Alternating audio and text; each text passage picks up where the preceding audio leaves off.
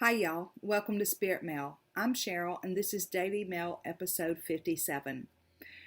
So, today we're going to talk about taking ourselves with us. A lot of times whenever we're doing readings, things about change come up, right?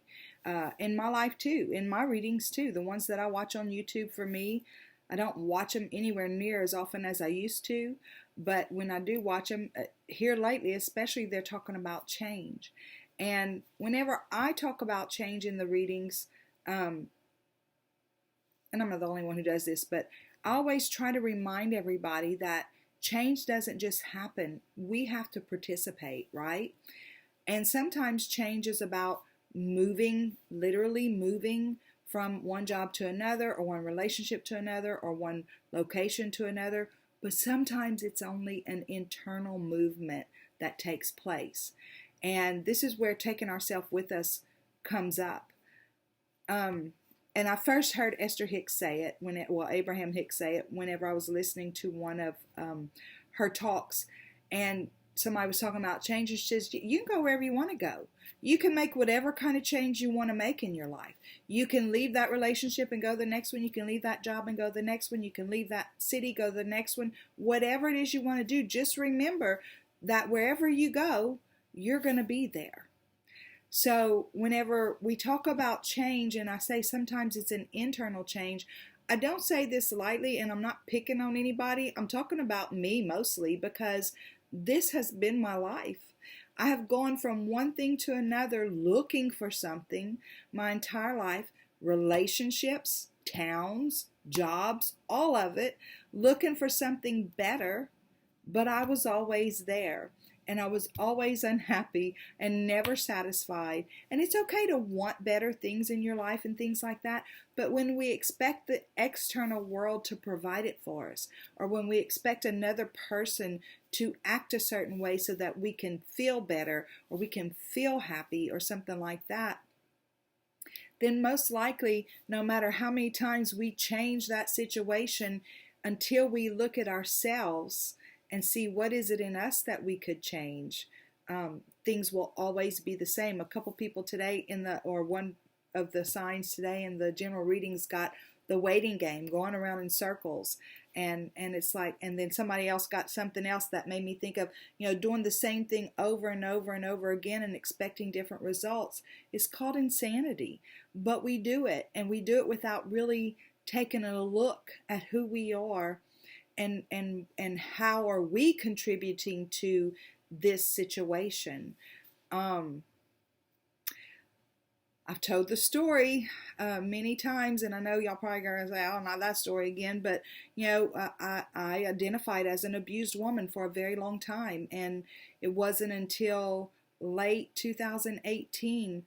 It was Labor Day weekend. I was devastated, crying, asking God to please give me an answer about something in particular, there's this movie here playing right here at this part of my peripheral, and it's showing me the clips of my life, and basically God's saying, you were never abused.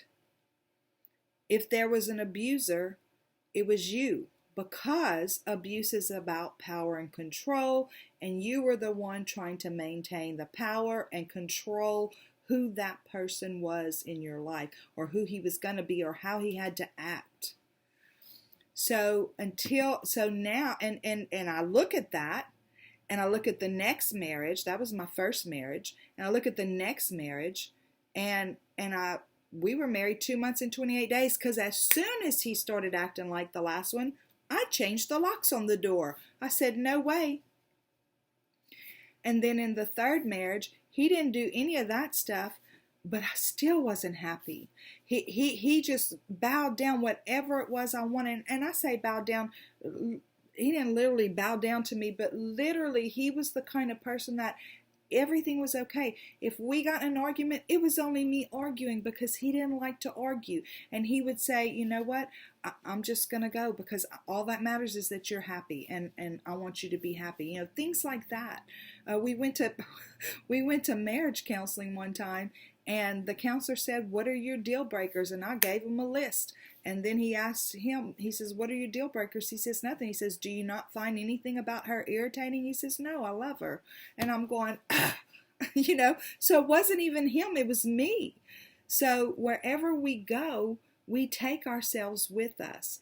And so whenever we think about change in our life, I think before any of us take a physical move, this is just my opinion, we do what we want to do, right? But I feel like before we make any kind of physical move, we should always go inside and see, is this me or is this the situation? Because if it's me, I have to remember that wherever I go, I'm bringing myself with me. So I'm looking forward to the next time that I am in a relationship, because I'm such a totally different person this time. So whenever that day comes, I'll be anxious to see how I show up in a relationship versus how I used to show up in a relationship. Anyway, okay, so now we're going to pull a PS. This is a super short daily mail.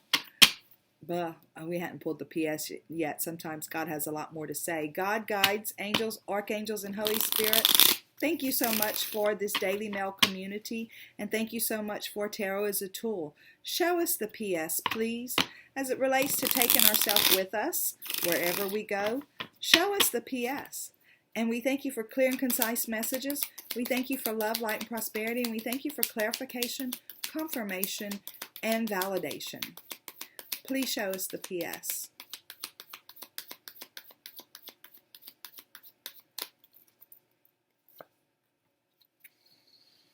So we have the Nine of Swords. Okay, so this is the kind of things that we do.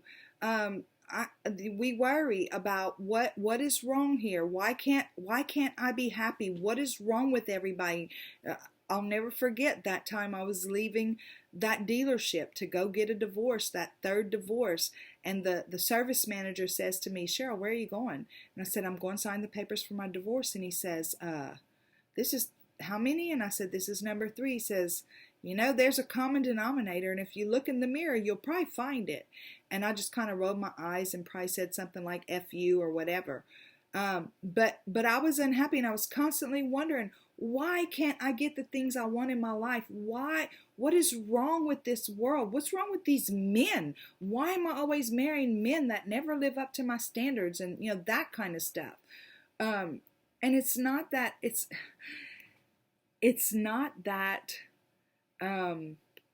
God didn't want me to have the love of my life. It's that whatever we are is what we attract into our lives.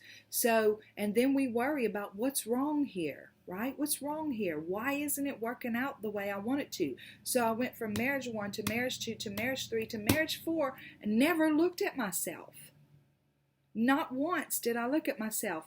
But I struggled and I struggled and I kept saying, God, why? I'm a good person. What's the matter with you? Why can't you give me a good man? They were all 3 good men. And I'm not saying they were perfect by any means, but I can't put all of the responsibility on them. There needed to be a shift in me for any of those relationships to work. So, but then we worry and we can't figure it out. We stay up at night saying, God, why? Or Creator, why? Or Universe, why are you picking on me? Why isn't this working? So sometimes whenever it's talking about change or movement, sometimes it's an internal movement. And because they're general readings, for some people it is a physical movement, but for some of us, it's truly something internal that we probably need to shift, and our whole life would change.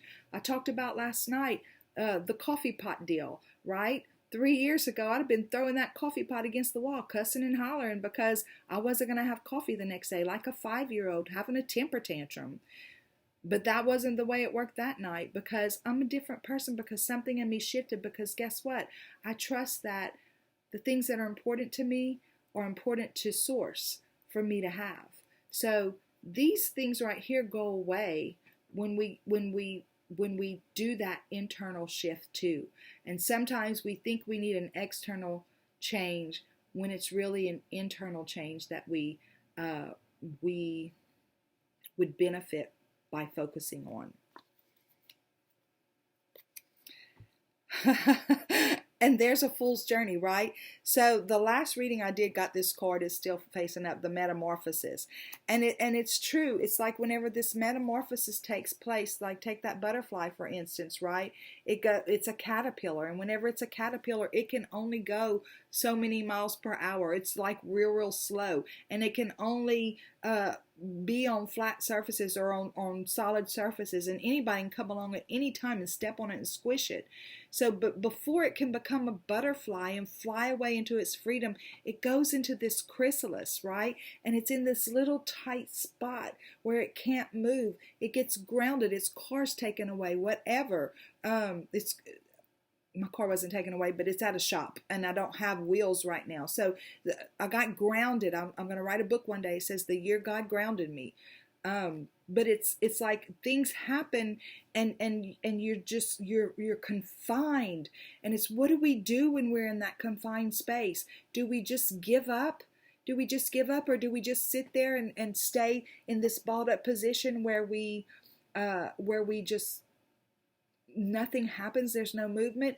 Or do we allow spirit to work in us and allow ourselves to learn the lessons and grow the spiritual muscles and grow the mind and grow the heart to where we can start kicking our way out of that chrysalis, and then we fly off like a butterfly, right?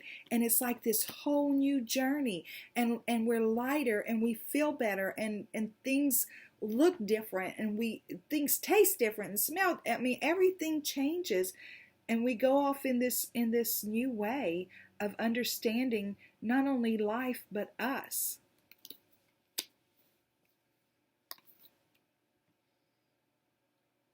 And one by one, those things that used to hold us back get laid to rest, and we no longer have to deal with them. If something similar sneaks back up into our life, we know what to do, because we know it's nothing personal. We know it's not the universe picking on us. We know it's not God saying you're not good enough, so this is all you get. It's nothing like that.